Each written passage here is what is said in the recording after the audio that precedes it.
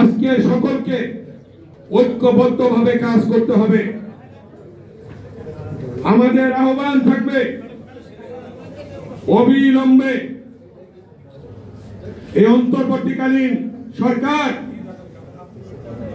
প্রয়োজনীয় সংস্কার দ্রুত সমাপ্ত করে একটি জাতীয় নির্বাচন অনুষ্ঠান করা এবং সেই নির্বাচনের মধ্য দিয়ে নির্বাচিত সরকার আসবে, সেই সরকার এ দেশ পরিচালনা করবে।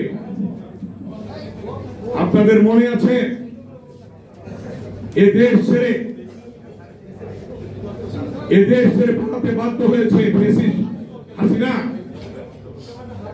একদিন আগেও যে বলেছিল যে শেখ মুজিবের মেয়ে পালায় না, কিন্তু আমরা কি দেখলাম একদিন পরে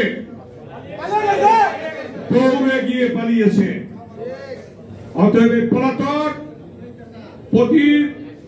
স্বৈরাচার আজকে প্রতিবেশী দেশে বসে ষড়যন্ত্র করছে, চক্রান্ত করছে।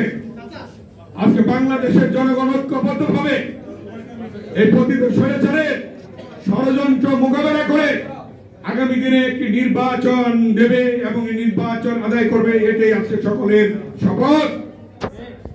এবং চাকপাড়ি আলোচনা সভায় সকলকে ঐক্যবদ্ধ হয়ে সেই নির্বাচনের দাবিতে ঐক্যবদ্ধ হয়ে কাজ করার আহ্বান জানিয়ে আমি আমার বক্তব্য এখানে শেষ করছি। আল্লাহ হাফেজ। বাংলাদেশ জিন্দাবাদ, চাকপা জিন্দাবাদ।